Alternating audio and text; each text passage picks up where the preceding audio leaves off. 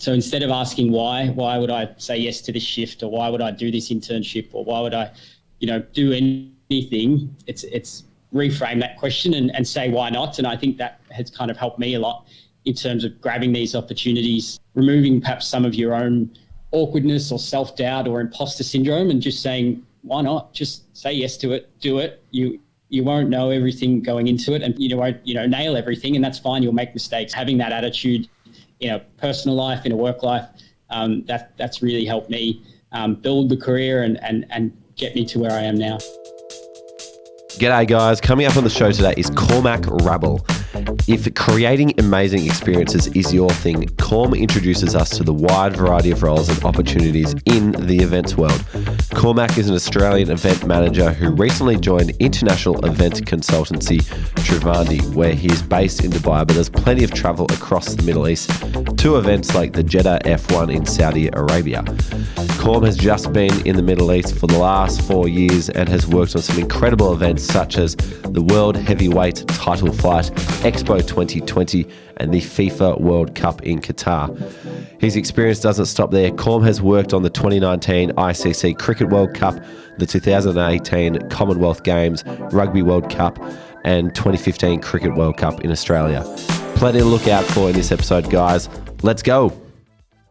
I started volunteering. It's all about who you know in sport. Am I going to be calling the last 10 seconds of the grand final? You can connect with the interviewer. The hand goes up when they've got to make a decision. Having a network is one of the most important things you can do. I didn't necessarily follow my passion. I followed my curiosity. Once you've worked in sport, there's no going back. And then lo and behold, before I left, I got offered 2. Hello and welcome to the SportsGrad podcast, the ultimate guide to make it in the sports industry. My name is Ruben Williams and joining me is the COVID invisible Ryan Walker. Usually he sits across with me today, but we have just got back from a big weekend at the Grand Prix. 450,000 people piled into Albert Park and we spent the entire weekend together, but only one of us got COVID, so figure that out. Anyway, Ryan will be on the show later. He was with us when we managed to talk to our special guest Cormac. But to intro and outro this show, you've just got me today. If you're wondering who we are two mates who met at Cricket Australia, and each week we learn how people made it in the sports industry. And in the process, we tease out their career decisions, their work habits, their skills, and everything they do that makes them great. Also, that you can learn how to get in the sports industry or get promoted and get thriving. So if you're not already, please follow us on LinkedIn. And if you want to connect with us and hundreds of others working in the SportsGrad community, then we'd encourage you to become a member. If you're looking to network and meet people in sport, the SportsGrad community is the perfect place to do that. And every week we love to give a little wrap up of what's going on inside there because there's so many amazing people doing wonderful things. So here's a couple of wins for you from the last week. To kick it off, we've got Loic Foygier, who has just landed a job as the operations and logistics coordinator at Unisport Australia. Now, this one is very special to me because I did my first internship at Unisport Australia, so I know what Loic is stepping into. So well done to you, mate. Next, we've got Stephen as a party. He's having a party because he's just started a new position at the Essendon Football Club. They're doing pretty well at the moment. He's joining the Bombers as a football data analyst. And I love this one, not a paid position, but I love it equally because this is exactly the kind of thing you have to do to get into the big leagues. So I want to call out Daniel Hughes, who has just started volunteering on the board of his local soccer club as a partnerships coordinator, and he's volunteering at the Deakin Soccer Club. So well done to you, Daniel. That is a hugely valuable experience that's going to take you very, very far to come. Jobs. We also have a job board. A couple of jobs that have been posted on our job board recently include a whole bunch of AFL jobs. So if you're looking to work in the AFL, have a listen to these. First up, at the Melbourne Footy Club, digital video producer. Then at the Brisbane Lions, we've got corporate sales executive. And finally, if you're over in Perth, there's a job up at the moment for consumer data and service representative. So head to the SportsGrad job board to check those out. As always in our community, we've got plenty of events coming up this week on ASKSPORTSGRAD. We're talking about grassroots. So we might have to get Daniel involved because he's a perfect example of what to do if you're looking to get early experience, get involved at grassroots. So we're going to be discussing what opportunities exist, some ideas you can use to leverage the opportunity as best you can. That's all coming up on Wednesday night. So get involved for that. Then we've got a job fair coming up on April 19, where we got a whole bunch of organisations involved to share about the jobs in market at the moment. And then after that, we've got a speed networking night. If you want to meet a lot of community members in a short amount of time, make sure you get along to that one. Now, as always, there's a lot of information coming out of the SportsGrad community, lots of new jobs, lots of wins, lots of events, lots of podcasts. So if you want to stay on top of all of it and you don't want to miss a single thing, then subscribe to our newsletter. Every Friday, we send out a quick email with all the latest jobs, events, Q&As, and podcast episodes. So to subscribe to that, head to sportsgrad.com.au/newsletter. And there's also a link in our show notes to join. Stick around for Cormac Rabl. He's coming right up. There's a reason Deacon's sports management course attracts the greatest talent the nation has to offer. Because when you join the longest running sports management course in Australia, you'll gain access to unique opportunities with leading clubs and organisations.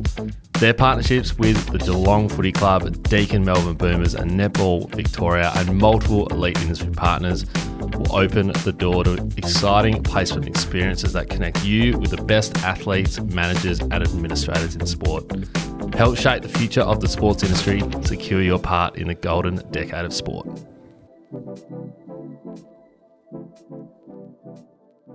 Cormac, welcome to the SportsGrad podcast. Thanks, guys. Great to be here, and great to be on the pod. Cormac, I didn't realise how small the sports industry was until I got to the Middle East last year. And when I arrived in Dubai and was on my way to the Abu Dhabi Grand Prix, got a message from a random bloke called Cormac, and I didn't really look too closely at the image, but saw this message that said, "Hey, if you're hanging around, it'd be great to have a chat." And I'm like, "Oh, that's awesome." But I've got to quickly take off to the FIFA World Cup. A couple of days later, get to the FIFA World Cup, hanging out with good friends of the show, Bennett and Shannon. We go to a live site, and they're like, "We've got to go to this site to meet up with a couple of our friends." And then sure enough, you walk across and say, "G'day, I'm Cormac. I messaged you on Instagram the other day." And I was like, "You got to be kidding me. Like, this is the greatest coincidence ever." So it was lovely bumping into you over there. Yeah, it's a very, very small world. And it comes up very often how much we all talk about the, I think it's probably 2 or 3 degrees of separation instead of 6. But yeah, it was great to meet you a few months ago out in Qatar. Brilliant. Corm, we basically start the show with a few quick-fire questions to get to know you as well as we can, and for those listening in, just to hear some of the little things about you that they would love to get to know. So I'll start. Interested to hear what your first ever job was.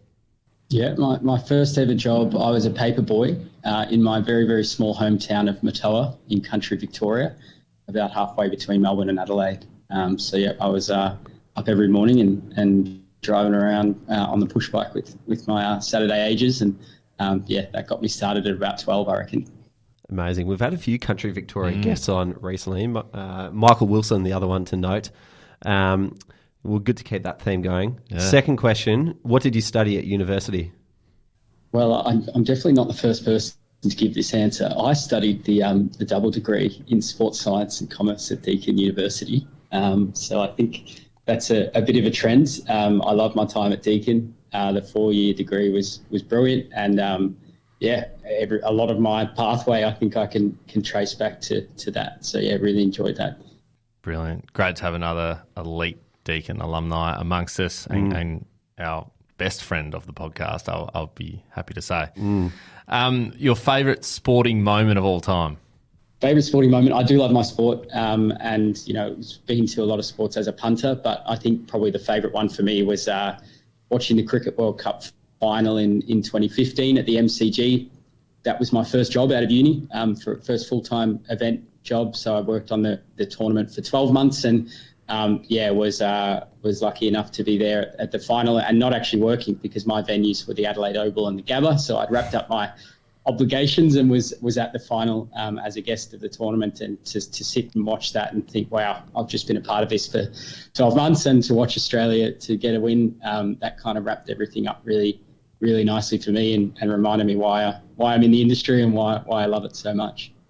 I do remember that fondly when Mitchell Starc rock and rolled Brendan McCullum second ball of the match with a classic Yorker. So that would have been incredible to be part of a full house there.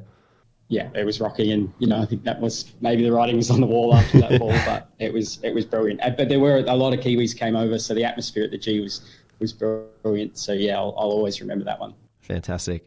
And your favourite interview question to ask of candidates? Yeah, I think probably a bit more left field. I prefer. I'll always go down the standard line of experience and what they know about the organisation, but I always like to throw in if you could be any animal, what would you be? I think it breaks up the interview nicely and get to hear some pretty left field answers, and it's good to bring a bit of humour into the interview, because ultimately if you're interviewing these people, you're going to be stuck with them for long hours in the events world, so it's good to kind of hear people how they think a bit outside the box and a bit more about them. So yeah, that's a go-to of mine. I really love those personality questions. I think they bring a lot of life to people. Would you be interested in some interstate 100%. work? That's the way to go. And the first one what's a was book actually or a podcast wasn't a flight. It was they said that's helped you at work? To be perfectly honest, SportsGrad is probably the only work-related podcast I've ever listened to.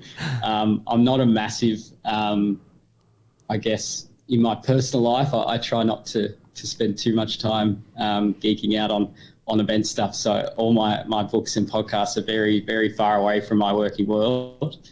But I did start listening to SportsGrad, I think during COVID, listened to a few episodes. And so yeah, without trying to pump you boys up too much, you're probably the only one on the list.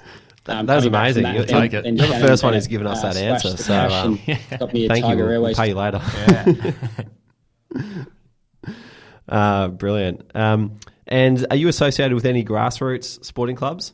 I definitely, I'm a bit more distantly associated now that I'm here in the Middle East, but my whole childhood was spent at grassroots sporting clubs, the Minyip Matoa Kookaburras, my footy and netball club, and the Lubeck Matoa Mudlarks. So they were my two, I guess, second homes as a kid.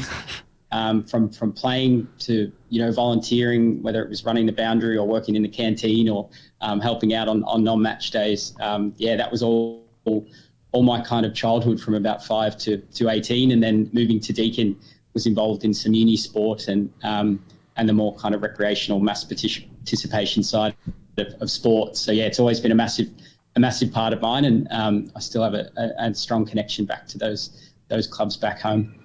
Some of those club names are unreal. Can you say them again? What was that? The Mutar Balugna Mudlarks? That is about as Australian as it gets. Yeah. Close. So my hometown is Murtoa, but obviously with the way country Victoria is, you very rarely can have a small town that sustains itself now. All the clubs merge. So the footy club, we merged with a town called Minyip down the road. So we're the Minyip Matoa Kookaburras. And the cricket club, we merged with you could barely call it a town. There's a town hall, so I suppose that ticks the box. But we merged with Lubeck, so we're the Lubeck Matoa Mudlarks. So the Mudlarks. Yeah, some pretty unique names there. What is a mudlark? It's a bird. So they're both birds. My two local clubs. Nice. Love it. Gee, that is unbelievable. The Kookaburras, what a great. And the superior bird, the mudlark. Yeah, the mudlark comes in and takes over. Yeah. Brilliant. Last quickfire question. If you had 30 minutes to pick the brain of anybody, who would it be?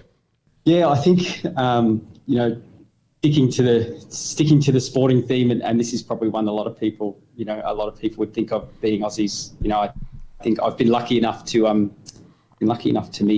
meet a few sporting heroes in my time, including the great Shane Warne, the late great Shane Warne. I did meet him at the Ashes in 2019 when I just finished some work for the ECB, the England and Wales Cricket Board. But it was just a very passing, brief meeting. So I think, taking everything into account of what's happened now, I think it would be great to have a half an hour sit down with Warne and pick his brain about his career and also his career moving out off the field and into the media space and everything he did there. So that would be my one. I could not agree more. I did a bit of an annual review at the end of 2022, and Shane Warne's passing was one of my lowlights. So, Absolutely. and even Absolutely. I think we all remember where we were. Yeah, and even like going to the MCG now for the football and staring across at the Shane Warne stand, I kind of don't like it because it reminds me that Shane Warne's gone, and I'm like, no, surely not. And it's like, it's really, for me personally, it's the first time that I've had that sort of connection to an athlete before. So, yeah, great choice. I'll always regret. I was once I think it reminds us. Oh, sorry, you go, mate. I was just going to say, I think Warnie, it reminds us of, doesn't matter if you're 5 or 55, it kind of shows, I guess, what sport and what sports people mean to not just Australians, but everyone around the world. But I think that was a reminder for me of, wow, it's so much bigger than, a game when you see the impact that it had on everyone, 12 months ago. Yeah, absolutely. I was going to say, I was once I wasn't stuck in a lift. I was in a lift with Warnie at the Adelaide Oval. Were you really? And I don't know why, but I just didn't say hi to him. And I just regret it so much now. It was just, it hurts so much. Like, we locked eyes and, a bit awkward because you're just standing across the lift from each other, but what an idiot. Anyway, it annoys me to talk about it. I thought you were writing the playbook in networking here, boys. I know. You've dropped the ball there. Yeah. You got to learn from your mistakes, I guess. Exactly. This is true. Anyway. So, Corm, you're an event guy. Event people tend to work lots and lots of different jobs. Can you give us the list of some of the major events you've been involved in so far? Yeah, I'll try. I could spend probably half an hour on this, so I'll try and give you the very, very brief version. But through uni worked a number of different short events, starting with volunteering at things like trail runs and Melbourne marathons in the early days, and then working up. The first big events I was working on was in my summer holidays at uni, was with the 2013 and 14 Australian Opens. And then first contract out of uni was the Cricket World Cup 2015. And since then, it's really just been kind of trying to grab every opportunity that came my way. So straight from the Cricket World Cup in 2015 to the Rugby World Cup in London for a 6-month project. Straight from there to New Zealand to work on the World Masters Games in 2017. I was there for 18 months. Then back in Oz, 12 months on the Gold Coast for the Commonwealth Games. And then back to the UK. I had 12 months in London working on the next version of the Cricket World Cup in 2019. And from there in summer 2019, or UK summer 2019, I moved across to the Middle East, and I've been here for the best part of the last 4 years working. So I'm lucky to work on some cool projects across the world. That's incredible. I think a lot of people would bend over backwards just to work at any one of those things. So that is really cool to hear. You mentioned that you enjoy the SportsGrad podcast, and one particular episode that we chatted about beforehand was our interview that we did with Bennett Merriman and Shannon Gove, who started Event Workforce. And part of their story was helping out at the Melbourne Marathon just by offering to clear a container. And now we believe you were part of that very first container being cleared. How did you, and which, as you mentioned, led to these series of events, how did you come to be involved with those guys? Yeah, so I was very fortunate. As I said, growing up in Country Vic was 4 hours from Melbourne. So when I started out at Deakin, I was lucky enough to be on campus living on res, and there was a guy in the year above me called Shannon Gove, and we got along in a social and a personal sense. And I was one of the guys that when Shannon and Bennett, I think, had committed to this their first event workforce scope of work. He then walked back onto campus and said, "Boys, we've committed to have 20 blokes on site at 6 o'clock tomorrow morning, and just Bennett and I, so we're 18 short, and who can help us out?" So I was one of the guys who put my hand up and was on the tram the next morning. And I guess like a lot of people, when I started my uni course, I didn't really know what I wanted to do. I did the double degree because it had the sports science and the business element, and I thought, well, maybe I'll be a physio, maybe I'll work for an AFL club, and realised pretty quickly that I wasn't really into that side of it, and was more into the sports management and event side, and meeting Shannon and Bennett and being involved in event workforce from literally day one. It's the biggest sliding doors moment for me in my career, and certainly wouldn't be sitting here now if it wasn't for the boys. And not only on site, they gave me opportunities. They gave me opportunities in the office. I did an internship with them, and also did some work in the very, very early days of Rostify, helping doing some user testing and recording some pretty cringe voiceover videos of how to use the Rostify system in the very early days that are probably around on YouTube or floating around somewhere. So I've had a really close connection with event workforce and Rostify over the years, and stay in touch with Shannon and Bennett and obviously Ruben. That's how we crossed paths back at the World Cup in Qatar. They were out there with you, and I was out there in a work sense. And they've been a really big part of my journey. And when you were doing all these different events, was there a particular one or a particular moment that made you think, yep, this is the space for me? Because you had all these different pathways you could have gone down. So I'm wondering, what was it about events that made you pick that path? I think for me, it was, it was probably 20 or 30 different events I worked for event workforce. And whether it was just a one-day shift at a music festival or a bit longer with the Melbourne Marathon or President's Cup, the golf, I think the one for me was actually when the Colour Run series, which Shannon and Bennett managed to secure, I guess, an interstate contract for probably back in 2012. I was in my third year of uni, and they got the contract not just in Melbourne, and they said, "Oh, would you be interested in some interstate work?" And the first one wasn't a flight. It was, they said, "Oh, there's one of the guys who's working for us. He's driving his van to Adelaide, and we're going to pay his fuel. Do you want to jump in with him, and you can get your first interstate shift?" So a group of us jumped in the van and drove 10 hours from Melbourne to Adelaide, and stayed in a hostel and worked on site at the Colour Run. And I just thought, how good is this? We're on a road trip. We're taking stops and taking photos and, doing random things together as a group of people I just met that day at Southern Cross Station. But, we had a really great week together, and coming back from that, then Shannon and Bennett splashed the cash and got me a Tiger Airways flight up to Cairns, and I worked on the Colour Run up in Cairns.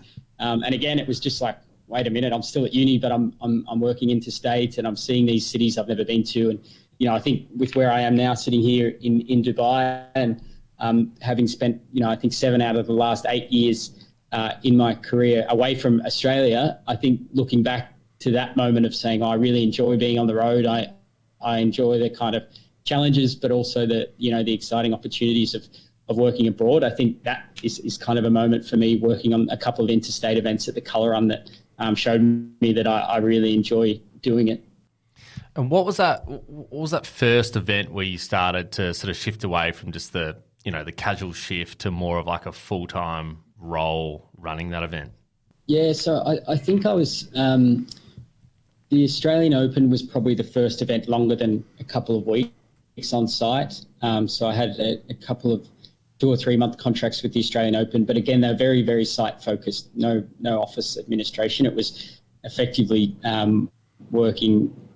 It was called, this title was Site Logistics Supervisor, but effectively it was being a postman for the Australian Open. All the deliveries, whether it was a letter or a bouquet of flowers or a pallet of merch would come to one end of the Oz Open site, and I would be there to receive it and understand who it needed to be delivered to. So I think that was the first event that I worked for, a period of a couple of months, and really enjoyed it. And then the Cricket World Cup was the first event where I kind of had the experience of actually sitting in an office and working, starting more than 12 months out from an event and realising the amount of actual planning that goes into it. I thought, how can you get a job for a year sitting in an office planning in the lead up to an event? And that was an eye-opening one for me, just to realise how much background work goes into these major events and how many staff are needed to help the planning to make sure that on the week or the weekend or the day that event is on, that it's a success.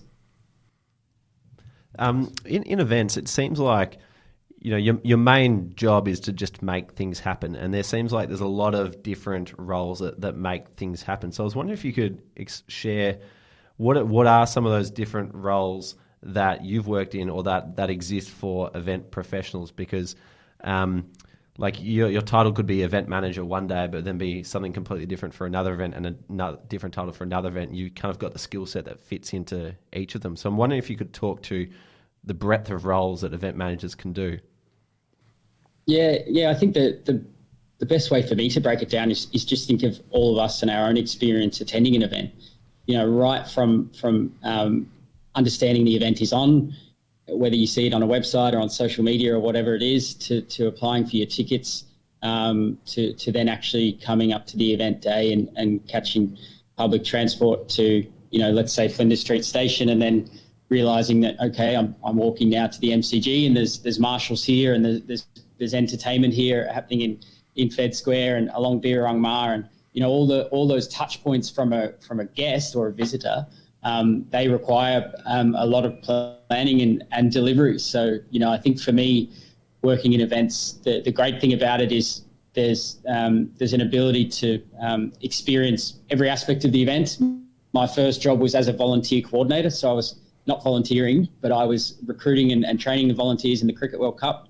And then in the Rugby World Cup, I moved to spectator services, which is more of that out of venue, welcoming people, directing them to their seats, answering their questions. And from there, I moved into what's more commonly called as event management or venue management. And that's actually looking at how the venue operates and looking at not just front of house where the visitors are, but back of house, what's happening with the logistics, the cleaning and waste, the catering, the accreditation, the security. So all the back of house functions there. So, really it's for those listening, it's thinking of, everything that's required to make your journey as a visitor seamless while getting to the event. And then obviously you're shifting to what's happening on the field and what's happening, in the back of house areas. So there's really, such a broad breadth of roles available. And, by jumping on board and picking up shifts or volunteering is kind of the best way to kind of experience those and understand what you like, because not all of them are for me personally. I've enjoyed some and haven't enjoyed others, but the only way I found that out was by actually experiencing it. Which one did you enjoy the most? Great question. I love what I'm doing right now, which is more in the, I guess, strategic and consulting world of events, but for actually being on the ground and on site, probably the Cricket World Cup in 2019, that role was a mix of, it was venue management. I was from going from volunteer coordinator in 2015 in an entry-level graduate job. It was kind of nice. 4 years later in the 2019 World Cup, I was the match manager. So effectively I was the venue manager for two venues, Headingley in Leeds and in Cardiff. And I was doing the venue operational planning for the 12 months leading up to the event. And during the event itself, I was then the main liaison between the ICC and the LOC. So it was everything from coordinating the teams to be out for the anthems, being out there for the toss. If there was during the match, you're the one who's walking into the fourth officials, the match referees room, and understanding, okay, it's a 20-minute delay. This is what I need to communicate out on the radio to the broader teams. And when we're doing a match restart, then we need to make sure everything's in place for that. So that, to me, was a really amazing role of mixing the planning with on-site delivery and being exposed to that kind of the top end of the event with the players and the match officials and everything like that. Nice. You would have got to see Ben Stokes absolutely go ballistic as well, which would have been fantastic. Yes. So you got a range of experience. Achilles, the heartbreak. Yeah. No, absolutely. That was insane. It was awesome to watch. So you had all this experience, then you've made your way to the Middle East. So tell us how did that come about? Well, probably of all the events world is full of kind of random connections, and not every job is advertised on LinkedIn, and you'll probably hear a lot of people say it's about your networks, and that is the most important part of this industry. And I think this example is pretty much sums that up. I just finished on the Cricket World Cup in London. I was done a bit of travel after the tournament, and I was sitting in my share house in London thinking, oh God, here I am again. I haven't lined up my next gig. Why do I always do this to myself? I'm job hunting and not really sure what I'm going to do. Am I going to stay in the UK? Do I kind of put my tail between my legs and go back to Oz? And I got a Facebook message from a friend of mine who I'd worked with in the Commonwealth Games on the Gold Coast. And she said, I've just taken a random project in Saudi Arabia. I'm moving next week. there's some jobs going. Would you be interested in having a call with someone? I said, yeah, fine. I didn't know what the event was. I didn't have any other details other than this Facebook message. And then the next day I got a phone call that lasted 10 minutes. And within that 10-minute phone call, I had provisionally agreed to take a contract in Saudi Arabia, and I was on a flight 4 days later. So there was no job description. There was no formal interview. There was no formal offer letter, which in hindsight, probably not the wisest thing to do to accept that with very limited information.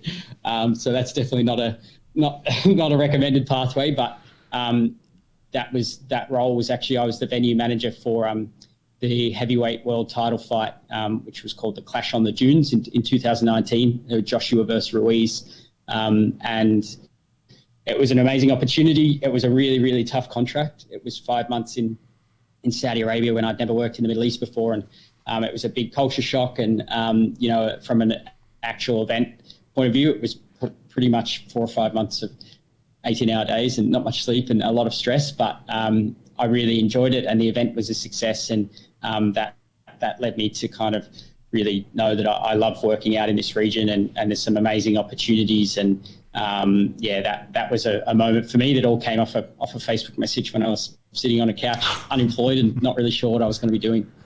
That is incredible. Yeah. And also great that you've mentioned the Facebook message, because I was talking with someone from the FIFA Women's World Cup today, and they were showing me the WhatsApp groups that they're a part of, where they're like little micro communities of event people, and they were sharing jobs just in these WhatsApp groups. And she was saying, these opportunities don't go on job boards. They literally get flicked around on Facebook and on WhatsApp. So that's so fascinating to hear that you've had the similar experience. Absolutely. The Middle East runs off WhatsApp. Some events run off WhatsApp. They ditch the radios and everything's WhatsApp. But it is amazing after events is, there's a group, whether it was, let's say it's the Cricket World Cup ops team or the, accreditation team, whatever it is, these WhatsApp groups, they stay and these group chats that we get added to, very rarely do you leave them, because 6 months down the line, someone could say, hey, I've just started a new job at X company. We need people who's interested. And I think that's the theme it comes back to, is in the events industry. I've never been asked. I've never been asked what my enter score was. I've never been asked even what I studied, to be perfectly honest. It's all about what experience you've had. So if you've worked on an event, even if you're just volunteering for a day and you've been added to a group chat, having that connection to that event, knowing who the event manager was or knowing who the lead contact was and trying to have a quick conversation with them is hugely important, because, if you're able to name drop 6 months later or 12 months later, or say hello to someone, say, do you remember we met for 5 minutes at the start line of, the 10K run or whatever we were working on, that will be the biggest impact for you in terms of securing those future opportunities. And it's happened to me countless times, from random messages on Facebook, LinkedIn, WhatsApp, or bumping into someone socially and them saying, oh, did you know this job's available? You should go for it. So that's been a big part of my career and a big part of my opportunities. I think only probably 2 or 3 of the jobs I've had in the last 10 years have been a formal advertised on LinkedIn, go through the interview process and everything like that. The others are all around kind of these connections and networking.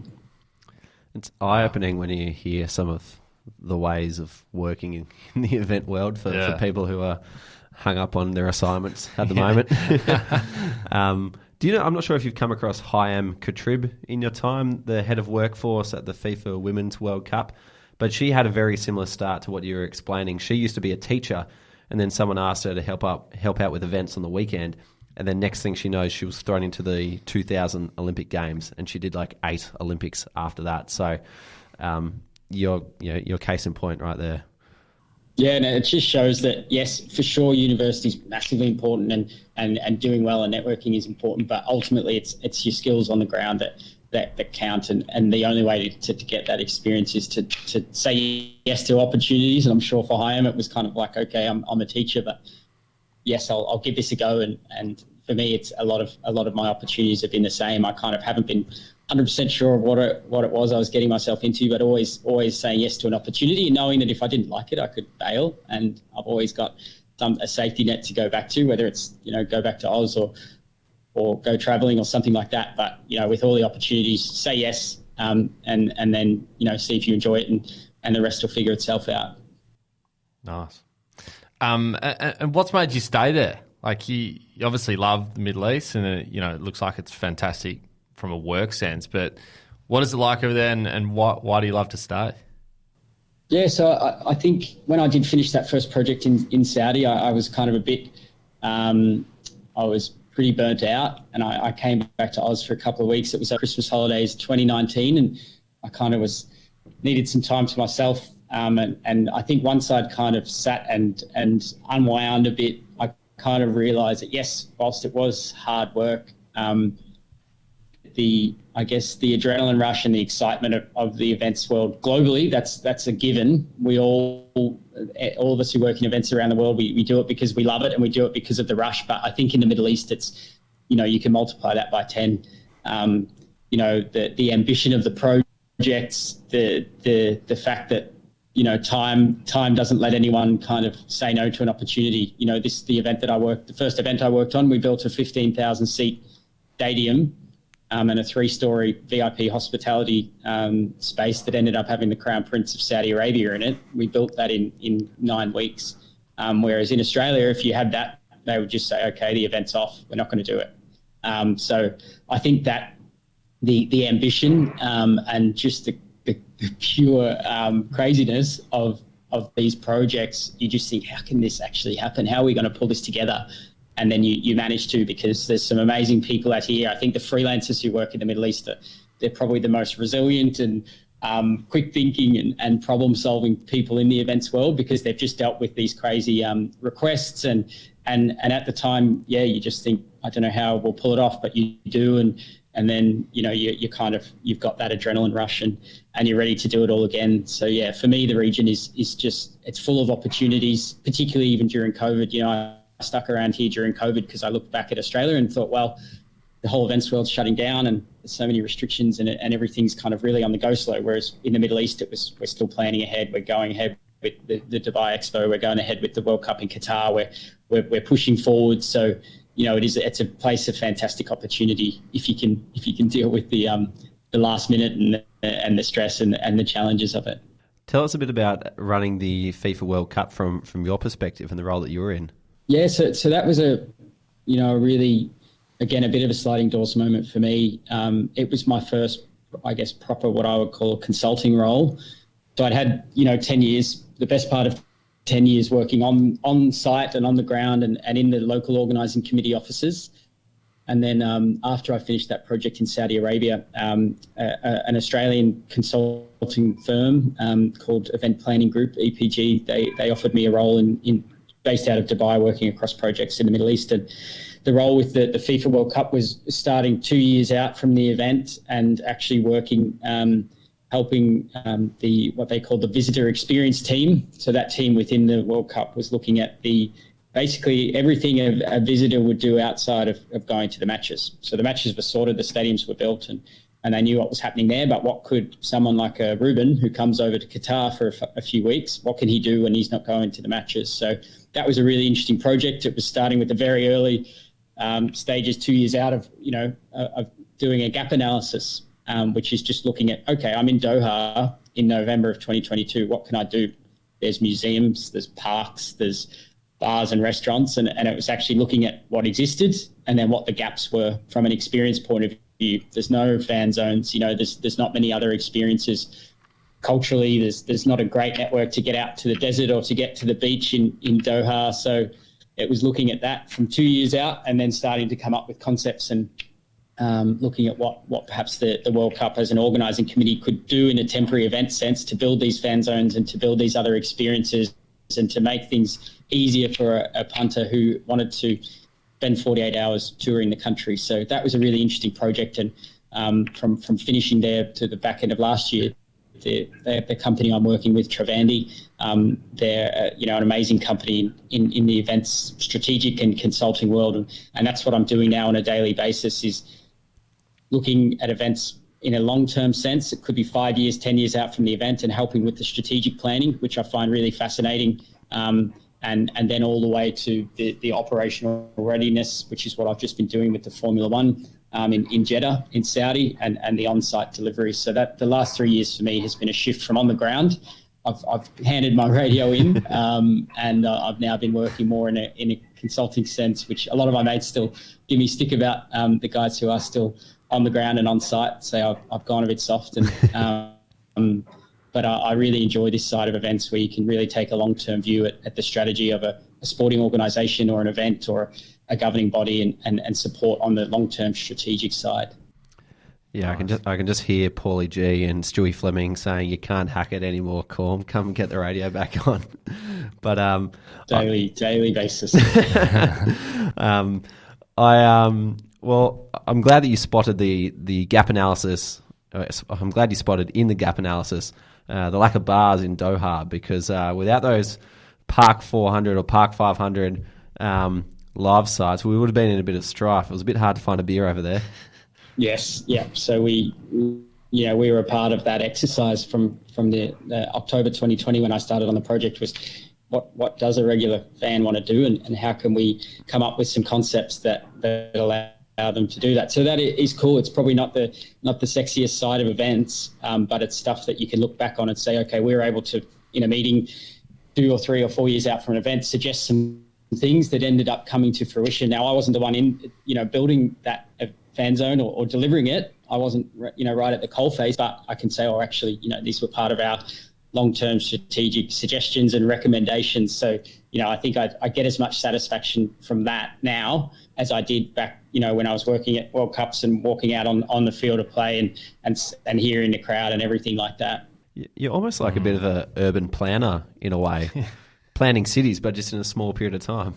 Yeah, a project I've just come back from in Saudi Arabia it's not due to open or be completed until the end of 2027, and it's effectively Riyadh, the capital city of Saudi Arabia. It doesn't have much urban community green space, places like the Tan in Melbourne for people to go for a run or a bike ride, or places with football fields or basketball courts. And that's the project that Trivandi are working on now, and I'm a part of, is actually looking at these urban developments and how we can create better green communities for residents. So it's literally a part of my day-to-day job at the moment, and something that's really exciting, knowing that you're contributing to something that's not just going to be built and ripped out and gone in 6 months. It's actually a permanent capital development that's going to benefit kids and families and people who want to exercise. So that's an exciting part of it as well. Is that separate to the line, that like 500 kilometre greenhouse city in a desert that just is built in a glass box? I'm not sure if people have heard of this. Have you seen the photos of it? I was going to ask the same thing. Yeah, is that actually going to happen? Like, that's real? It will happen in some capacity. I think maybe the renders, the 3D images that you see now, they don't always match the end result. But the one thing I'll say about particularly Saudi Arabia is the ambition, is there, and I think they will deliver on most of what they're planning to. So whether it's NEOM, whether it's the line, the project I'm working on is called Sports Boulevard, which is different again, but again, it's one of the giga projects, and they've got the desire and they've got the cash, and they're really giving it everything, particularly leading up to the year 2030, which is kind of part of their national events and sports and tourism strategy. So the next 7 years in Saudi Arabia is just going to be phenomenal, and that's another reason why I'm staying out here is for that opportunity to be a part of. There's a bloke at Cricket Australia. Actually, he's just left Cricket Australia. Ryan and I used to work with him in the commercial team. His name was Nick Thody, but he spent an early part of his career working in Dubai when the UAE first put in a strategy to attract more tourists, increase the health and wellness of the country by over-investing in sport. And that's when they started buying soccer teams and national and Formula One Grand Prix and tennis events. And it sounds like Saudi Arabia is starting to go through the same series of steps to lift up the profile of the country. Absolutely, it is for sure. And it's putting all its energy and its resource into it, and it's an exciting time to be out here, and particularly with what we do as Trivandi. We specialise in complex mega events, government projects that you might look at a render and think there's no way this is ever going to happen. That's kind of our speciality and the type of projects we like to take on. So for me, no day is the same, and it's a really exciting time to be out here and part of what's happening in the Middle East, which is a really big, I guess a massive time of formation in the region and in the sports and events sector. Amazing. Let's talk about some of the key skills you need when working in events. What do you need to be really good at in order to do well? Yeah, so I think for me personally, what's helped get me to where I am today is communication. And now that's not it's not something that you kind of can pick up in a textbook per se or through uni lectures, but it's something that you work on in your personal life and in your professional life. And I think for me, the ability to communicate, thinking all the way back to when I was 18, 19 volunteering in events, it was that communication was asking questions. And, that's massive. Don't just sit there quietly and be too afraid to ask for questions or ask for help. And as I moved through my career, that communication turned into the ability to lead and to present and to run workshops and meetings and site visits. And, it's about kind of knowing your product, knowing your topic, and then being able to communicate that clearly and concisely. Try and get your point across in as few words as possible, and that will help people understand you. And that's more relevant now where I am in the Middle East, where English for most people is a second language. And I'm communicating to people on site or in a boardroom or whatever that is. And if I waffle on, then they're going to lose me, or if I speak too quickly, they're not going to understand me. So communication for me is number one. And I think linked to that is preparation. Before every meeting, it's amazing the amount of, particularly now where I'm more in a consulting role, is your day is filled with meetings, and it's amazing the amount of meetings you join that don't have a clear agenda, and people don't have an idea of even why we're here. They just look at a calendar and they roll into the next meeting and they sit there, and in 60 minutes of meeting, there might be 2 minutes of value. So for me, it's about preparing not just for meetings, but for a conversation and thinking it back to uni sense. It's like, if it's a networking opportunity, do you prep, understand who that person is, what company they work for. And if I get to talk to them in an elevator, right, what am I going to say in that 30 seconds that's going to get my point across or get out what I need to? So being prepared, I think, is huge, and it's something that can go under the radar, for all, whether it's on site, whether it's in the office, whether it's in a networking environment. Doing that couple of minutes of prep before a conversation of why am I here, what am I trying to get out of this conversation or meeting, is massive. And then I think the third one would be just on-site experience. There's no substitute for that. And before you can end up walking around on the field of play at the MCG, you've got to spend your time in the back of house compounds and with the portaloos that are overflowing and with the bins that stink and with the kind of non-glamorous side of events, because that's the only way you'll kind of get that experience and be able to name drop and be able to kind of reference your on the ground experiences in job interviews and use them going forward. So I think they would be the three for me: communication, preparation, and actually just getting out on the ground and working in events, getting that on-site experience. Yeah, I love what you said about preparation, because I think it's like the most basic form of appreciation of other people's time that you can show. Like, don't come to this meeting unless you've prepared for it, because you're just going to waste your time and everyone else's time. So, yeah, I think it's a really good point to get across, and applicable in a number of different contexts. I was wondering if, I'm sure this has absolutely happened in the world of events, but I want to talk about when things go wrong. Given the number of different pieces to all these different jigsaw puzzles in the event world, do you have any favourite mishaps that have happened in your career? Oh, I've got a lot, a lot to call on, particularly in this region. The very, very rarely does an event go to plan out here. I think from the first project I did in Saudi, there was a myriad of issues.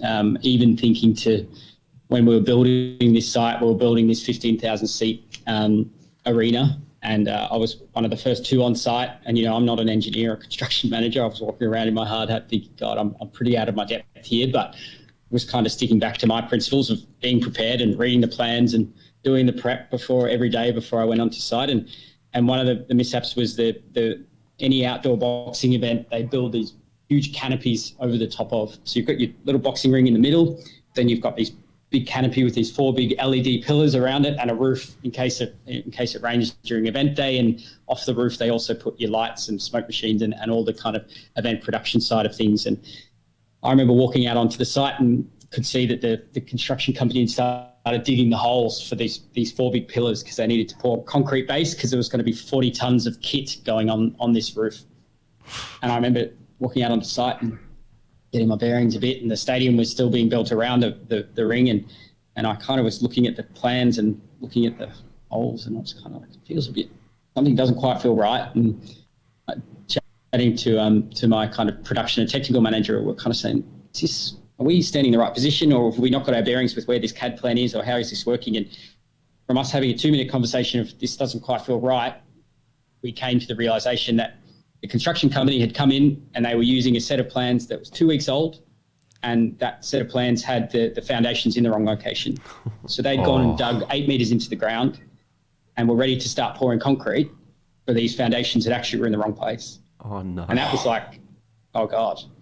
And at the start, I was like, oh, shit, what do we say? How do we do it? This is massive. But if we hadn't have had a conversation and said, this doesn't quite feel right, and then flagged it up, what would have happened is that concrete would have been poured. And because we were on such a crazy short event timeline, if we had have realised the next day when it was all said and done, it would have been too late. Or worst case, if we hadn't realised at all, they would have gone to put in these columns and put this roof on, and the foundations wouldn't have been there. They would have been putting it on just on dirt. And who knows what could have happened there when they lift a 40-ton roof and it could have collapsed. So I think that was it's something that I think about a lot to me of trust your gut. And if you've done the preparation, if you've read the plans and you go onto site and things aren't matching up, then trust your gut and say something. And as I said, definitely not an engineer, definitely no experience in construction management, but just having that ability to say, are we sure this is okay? And then it wasn't okay. And that's an example, I think, of something that on a big scale could have been catastrophically wrong. But, you can trace that back to any scenario in events. If something doesn't look right, say something and question it. And even if someone says, oh, no, it's all good, then it's fine. That's no skin off anyone's nose. But just ask that question, are we all good? I think that's a really important part of events. Wow. If that had have happened, if they had have gone on with it, then maybe Anthony Joshua might not have lost to Andy Ruiz and changed his career forever. So, Corm, you've probably done Andy a solid there by calling that out. But yeah, wow, that would have been catastrophic. Yeah, I try not to think too much about what nice. I'm sure we could probably sit here and talk about mishaps all day, which we can probably do another time next time. We're catching up. But I'm keen to hear a little bit about the events community. We often hear that it's a great crew of people, and people bounce around from event to event. Is that true in every sense of the word? And do you what's your network like? Because I'm sure you would know people from so many different events all over the country who are probably just continuously traveling around and enjoying work in different parts of the world nonstop throughout the year. Absolutely, it's a great community, and particularly for me, having been abroad for a big chunk of the last 10 years, you tend to I moved to New Zealand or moved to London where I didn't really know anyone, and you tend to latch on to your colleagues, and we kind of, you get through the tough times together. If you're homesick or if you're stressed out from your job, you can take time away, and that's a really big part of it as well. Keeping each other sane and keeping each other, I guess, reducing that stress, and the networking side of it. It's led to really close friendships, weddings, holidays, all sorts of things all over the world. And, I can pretty much know that if I'm stuck in most countries around the place, there'll be someone that I've worked an event with who I've still got their Facebook or WhatsApp and can hit them up. And, for big events like the World Cup, people descend and you see people you haven't seen in 3 or 4 or 5 years. And it's just I think it's such a unique industry where not just in events, but the sports industry in general is that generally people are really open. There's not much hierarchy, or there's not much kind of, I need to do well and I need to push others down. It's more like we're all in this together. We all want to see each other succeed. And that's, I think, a big part of the reason why I love it is because, there's just a really great sense of community and we all want each other to do well. We all want to work on the greatest events and experiences, and we want to create these for people. And massive for me. I think it's part of the reason why, you enjoy you can stick out the long hours and the long days and the tough times, because you're surrounded by your mates and you're surrounded by these really talented, impressive people. And I don't think there's many industries like that. Amazing.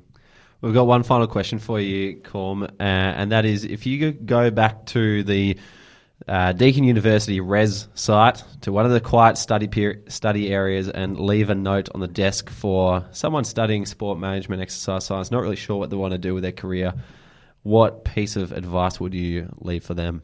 I don't remember too many quiet study areas on res, to be honest. But if I could find one of those, and I was heading back,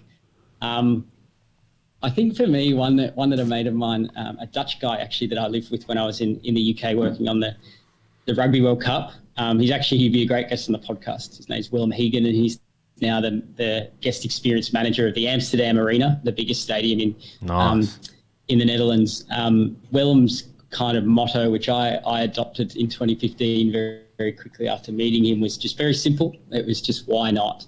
So instead of asking why would I say yes to this shift, or why would I do this internship, or why would I, do anything, it's reframe that question and say why not. And I think that has kind of helped me a lot in terms of grabbing these opportunities over the years, is just really being open to opportunities and removing perhaps some of your own awkwardness or self-doubt or imposter syndrome, and just saying, why not? Just say yes to it, do it. You won't know everything going into it, and probably you won't nail everything, and that's fine. You'll make mistakes. But I think that would be the one thing, if I could go back and scribble that down on the post-it, I think is just, why not? Having that attitude in a personal life, in a work life, that's really helped me build the career and get me to where I am now. So that would be, I think, what I'd be scribbling down. Well, if you didn't ask yourself why not in one of those early scenarios where someone said, hey, do you want to jump in a van, drive 8 hours to Adelaide and stay there for a week with, several other blokes you've never met before, you might never have ended up where you are now. So I'm glad that you've lived true to that piece of advice. Absolutely. It's a big stepping stone. And I'd highly recommend that to anyone listening, is just whether you're studying or you're having a career change or whatever, is just make the most of every opportunity and back yourself. Brilliant. Well, thanks very much, Corm, for joining us on the podcast. It's been fantastic just hearing about your journey in the events industry, and obviously now, a bit more behind the desk and in that consultancy sort of phase. But we've absolutely loved hearing about it. And those tuning in who are interested in events, you probably could not get a better sort of hour of your time to understand what it's really like, behind the scenes of the events industry. So really appreciate your time, and why not? Absolutely. Great, guys. Thanks for the chat. And great to catch up again.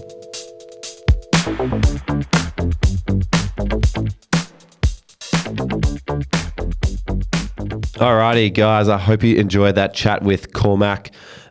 He's a great friend of the show, and it was amazing to bump into him over in Qatar, where he'd been messaging me, but I had no idea that he was going to be there. And next thing we know, we're having drinks together. So lovely guy. Great to have him on the show. But now it is time for Ask SportsGrad, where every week we answer a question from our community. And if you'd like to ask a question, you can become a SportsGrad member.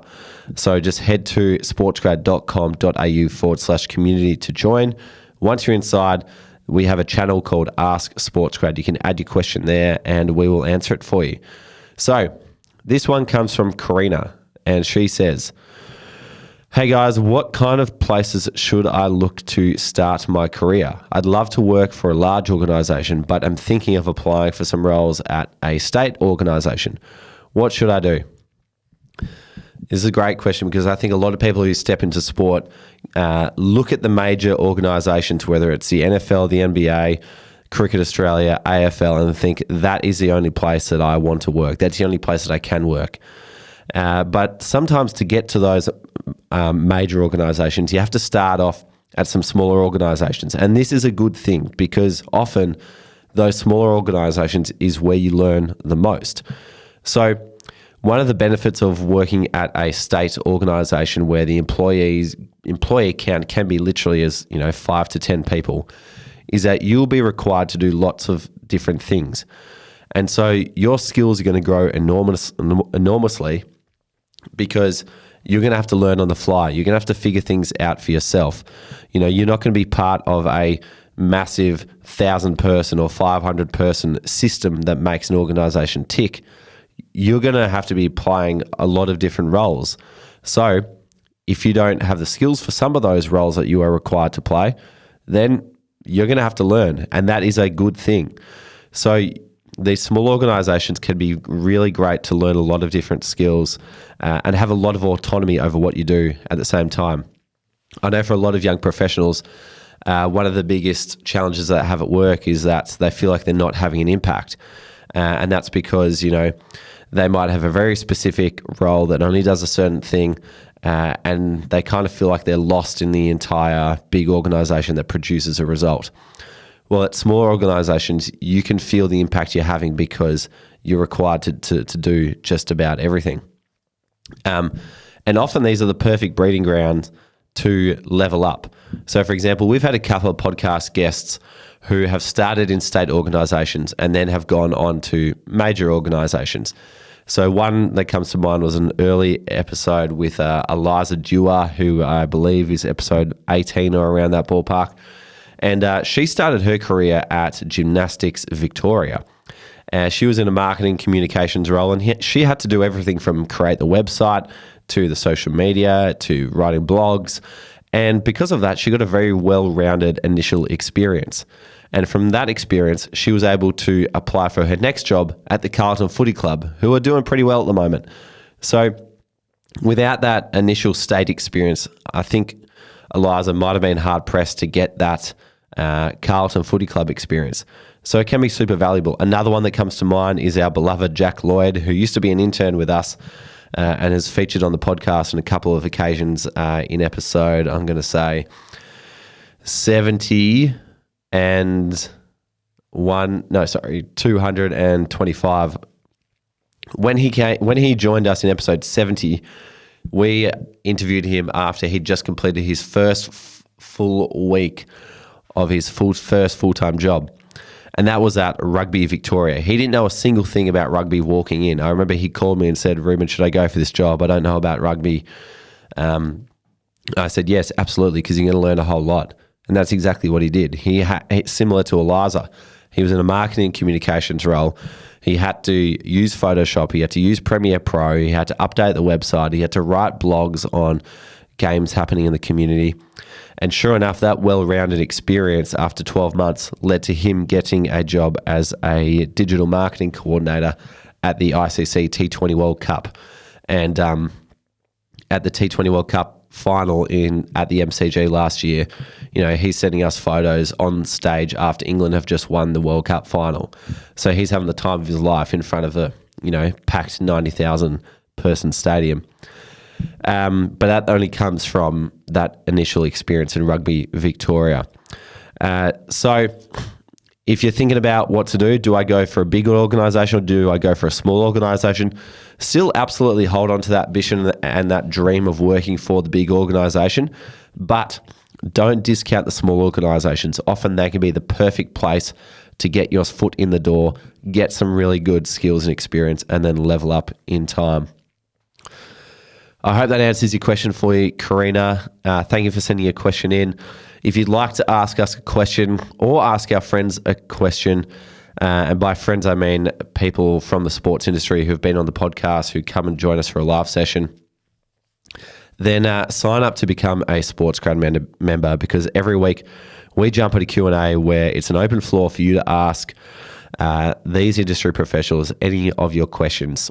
Last week we had Clayton Henderson, who'd been on the podcast recently. Next week we're talking about grassroots sport.